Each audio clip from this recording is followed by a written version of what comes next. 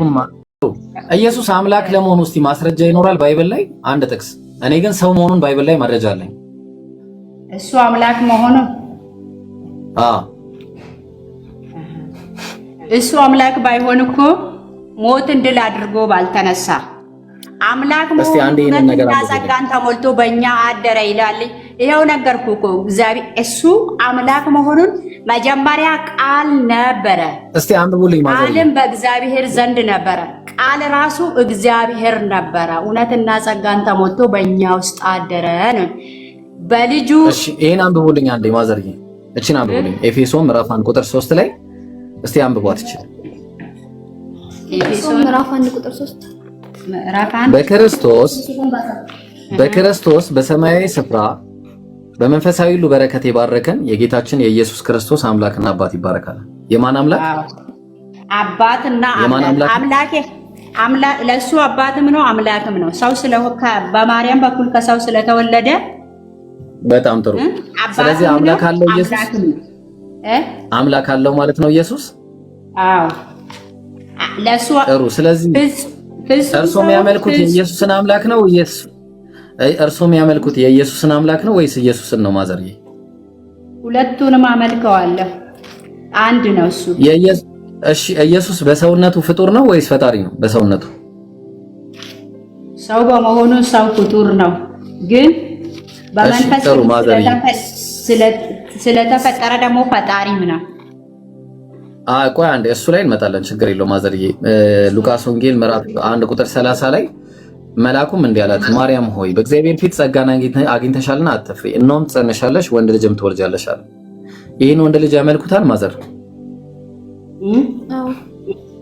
ይሄ ወንድ ልጅ ይመለካል?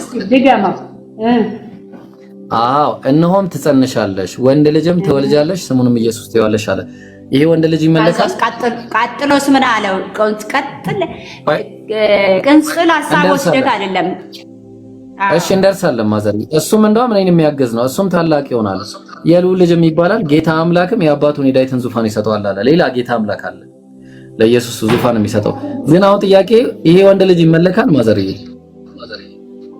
አሁን አልኩህ እኮ ብቻውን ይመለካል። ወንድ ልጅ ማለት እኮ ማዘር አንተ አሁን ልትል የፈለከው ለኢየሱስ ክብርና ስግደት አይገባውም ልትለኝ ስለፈለክ አላልኩም ማዘርዬ፣ እንደዛ አይደለም። ይሄ ወንድ ልጅ ሊገርዙ 8 ቀን በሞላው ጊዜ በማህፀን ሳይረገዝ በመላኩ እንደተባለ ኢየሱስ ተብሎ ተጠራ ይላል። ስለዚህ ተገርዟል ይሄ ወንድ ልጅ። ያ የተገረዘው አካሉ ይመለካል ማዘርዬ? ይቅርታ ጋር ስማኝ፣ ይመለካል። አንተ እሱ ስለቆይ እንደዚህ ማሰብ በስምንተኛው ቀን የተገረዘው አካሉ ያስታወስከኝ እንደ ሰውኛ ሰው ስለሆነ የሰውን ስርዓት ስማ እንደ ሰውኛ ሰው ከሰው ስለተወለደ የሰውንም ስርዓት ሊጠብቅ ሰው መስሎ የመጣ አምላክ ነው እንጂ ሰው አይደለም። ማነው እሱ? ከሱ ውጪ ከእግዚአብሔር ዘንድ በድንግል የተወለደው ከሱ ውጪ ሌላ አለ? እስቲ ጥቀስና ነገረኛ። ማዘርዬ አንድ ጊዜ እዚህ ጋር ይሄ በስምንተኛው ቀን የተገረዘው ያ እንትን ይመለካል? የተገረዘው ሌላ ወንድና ሴት ሳይገናኝ በመንፈስ ቅዱስ ኃይል የተወለደ ሌላ አለ ወይ? እሺ የሚበልጥ ላሳየው። መልአክም ይሁን እንደዚህ ተወለደ የሚል አለ? ላሳየው። እሺ በቃ ላሳየው። ምን ቸገረኝ? እኔ አሳየውታለሁ። እኔ እንደዚህ አይነት ነገር ማሳየት ቀላል ነው። እሺ ምኑ ጋር መሰለው? በእርግጥ አንተ ተዘጋጅተህበት የምትሰራው ነገር ስለሆነ ችግር የለውም። አዎ አይ ግዴታ ነው። ሁሉ ጊዜ ዝግጁ መሆን አለበት ለፈጣሪ። ያው ተመልከቱ ማዘር፣ ኦርቶዶክስ ቤተክርስቲያን ተከታይ ነው አይደለ?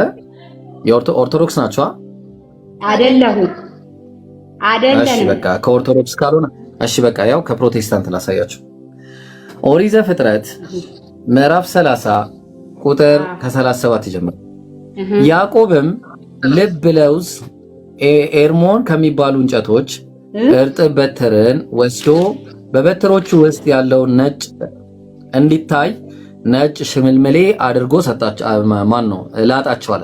ነጭ ሽምልምሌ እንጨቶች ናቸው። እሺ የላጣቸውን በትሮች አለ፣ በደንብ አዳምጡ። የላጣቸውን በትሮች በጎቹ ውሃ ሊጠጡ በመጡ ጊዜ በውሃ ማጠጫ ገንዳ ውስጥ በበጎቹ ፊት አኖራቸው አለ። በጎቹ ውሃ ሊጠጡ በመጡ ጊዜ ይጎመጁ ነበር። መጎምጀት ማለት ነው። በጎቹም በትሮቹን አይተው ከመጎምጀታቸው የተነሳ ምን አረጉ ይላል? እንደዛ አይነት በጎች ወለዱ ይላል። እሱን አድርግ ብሎ ያዘዘው ማን ነበር? በቃ አሁን ይሄ የአምላክ ተአምር ነው። ለዛ ነው ኢየሱስንም ስታዩ ማዘርዬ የኢየሱስም ከዚህ የተለየ አይደለም። ሉቃስ ወንጌል ምዕራፍ 1 ላይ መልአኩም እንዲህ አላት፣ ማርያም ሆይ በእግዚአብሔር ፊት ጸጋን አግኝተሻልና አትፍሪ አላት። እነሆም ትጸንሻለሽ አላት፣ ወንድ ልጅም ትወልጃለሽ፣ ስሙንም ኢየሱስ ትይዋለሽ። እሱም ታላቅ ይሆናል፣ የልዑል ልጅም ይባላል። ጌታ አምላክም የአባቱን የዳዊትን ዙፋን ይሰጠዋል አለ። የዚያን ጊዜ በያዕቆብ ቤት ላይም ለዘላለም ይነግሣል፣ ለመንግስቱ መጨረሻ የለውም አላት። ማርያምም መልአኩን ወንድ ስለማላውቅ እንዴት ልጅ ይኖረኛል አለችው። የዚያን ጊዜ ልብ አድርጉ፣ ቆይ አንዴ ልጨርስ። መልሱን እንዴት እንደመለሰ መልአኩም መልሶ እንዲህ አላት፣ መንፈስ ቅዱስ ባንቺ ላይ ይመጣል፣ የልዑልም ኃይል ይጸልልሻል። ስለዚህ ከአንቺ ደግሞ የሚወለደው ቅዱስ የእግዚአብሔር ልጅ ይባላል አላት። የዛን ጊዜ ምሳሌውን ይሄንን ምሳሌ እንዴት እንዳስረዳት ይሁን። እነሆም ዘመድሽ ኤልሳቤጥ እርሷ ደግሞ በእርጅናዋ ወንድ ልጅን ጸንሳለች፣ መካን ነበረች። ለእሷ መካን ትባል ለነበረችው ይህ 6 ወር ነው አለ።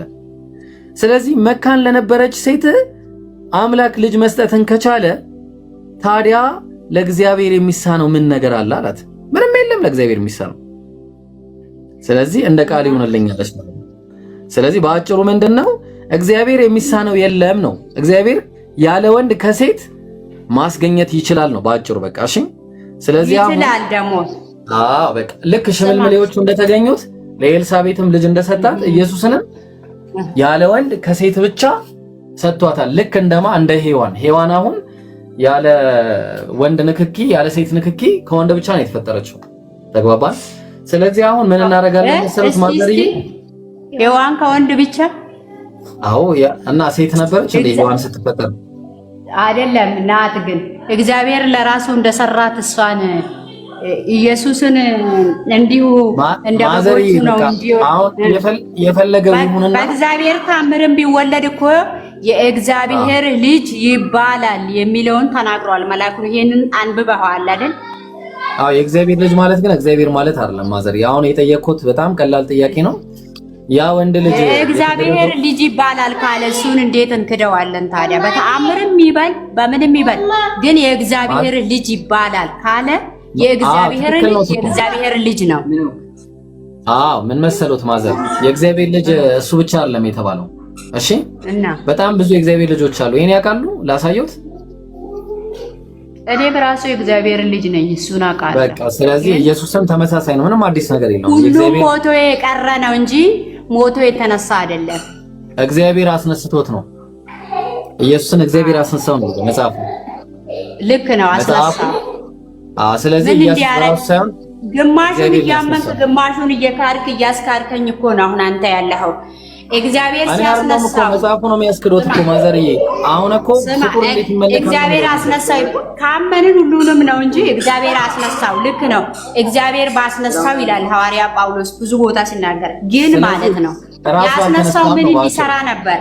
ምን እንዲያረግ ነበር ነው የሚለው። እሱ ሌላ ታሪክ ነው። ቆይ ማዘር፣ ቆይ አሁን ሌላ ርዕስ አይቀይሩብኝ። አሁን ጥያቄ ይሄ ወንድ ልጅ ይመለካል ወይ ነው? ወንድ ልጅ በስምንተኛው አመልከዋለሁ፣ ለዘላለም አመልከዋለሁ። ዙፋኑ ለዘላለም የማይለወጠውን ጌታ ነው። ዛሬም እየሰራ ነው ያለው። የተገረዘ ይመለካል። ማዘር ስማ፣ ይመለካል።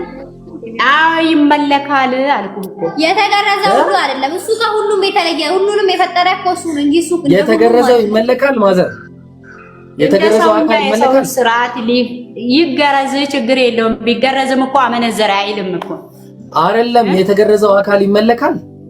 ስማ አባቱ፣ እኔ እንደዚህ አይነቱን ክርክር አልፈልግም። ይሄ ጌታ ልታስክድ የምትሄድበት መንገድ ነው እንጂ እኔ ደግሞ የእናንተን ቁርአን እንዳንተ አንብቤ በእጄ ላይ ቢኖር ከዚህ የበለጠ ልነግርህ እችል ነበረ።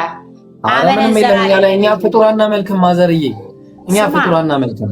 የተወለደ አናመልክም። እኛ በአንድነቱ ላይ ሁለትነት የሌለበት፣ በጌትነቱ ላይ ባርነት የሌለበት፣ በኃያልነቱ ላይ ሃይማኖት እግዚአብሔር ነው ተከተል ብሎ ያስከተለ። እስቲ አዳምጡኝ ማዘርዬ። በኃያልነቱ ላይ ድክመት የሌለበት፣ በሕያውነቱ ላይ ሞት የሌለበት፣ በአስተናባሪነቱ ላይ ድክመት የሌለበት፣ በጌትነቱ ላይ ባርነት የሌለበት፣ በአድራጊነቱ ላይ ተደራጊነት የሌለበት፣ በኃያልነቱ ላይ ድክመት የሌለበት፣ አልችልም ባይነት የሌለበት አንድ አምላክ የሰማይና የምድር